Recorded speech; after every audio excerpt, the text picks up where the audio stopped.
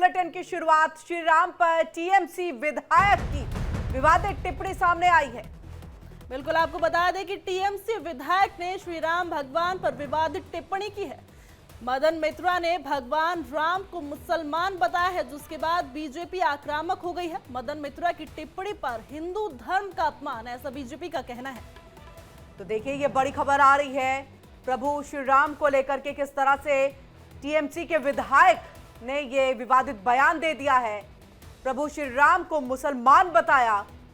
मदन मित्रा की इस टिप्पणी पर, इस विवादित बयान पर अब राजनीति शुरू हो गई है और आपको बता दें, हिंदू धर्म का अपमान इसे करार दिया गया बीजेपी की तरफ से।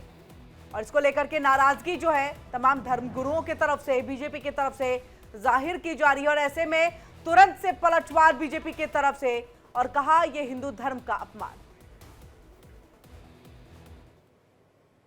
তো আমি বলছি রাম মুসলমান ছিলেন, হিন্দু ছিলেন না। যখন পাগলা হয়ে গেল, সেই যায় ও যায়, ও ওদিকে দৌড়ায়, এদিকে পাগলাটা দৌড়ায়, ওদিকে সিসি বাবুর বেটাটা দৌড়ায়, এ ওদিকে দৌড়ায়। এই ভাই রাম হিন্দু ছিল, রাম হিন্দু ছিল।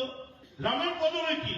অনেকক্ষণ বাদে একজন বড় কাটিয়া বাবার মতো একটা বড় পাগড়ি করা, মাফ করবেন, কাটিয়া বাবাকে অপমান করেনি, মুখ দিয়ে বেরিয়ে গেছে। জটাধারী একজন ব্রাহ্মণ, সে গম্ভীর ভাবে তার একদিকটা মোদী, একদিকটা অমিত শাহ বলল রাম হিন্দু ছিলেন, রামের টাইটেল ছিল রাম জেঠমালানি।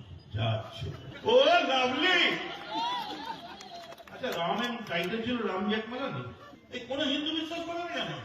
আর এইটা বিশ্বাস করে আপনারা ঢেলে করে পুজো দিতে যাবেন, শাক বাজাতে যাবেন।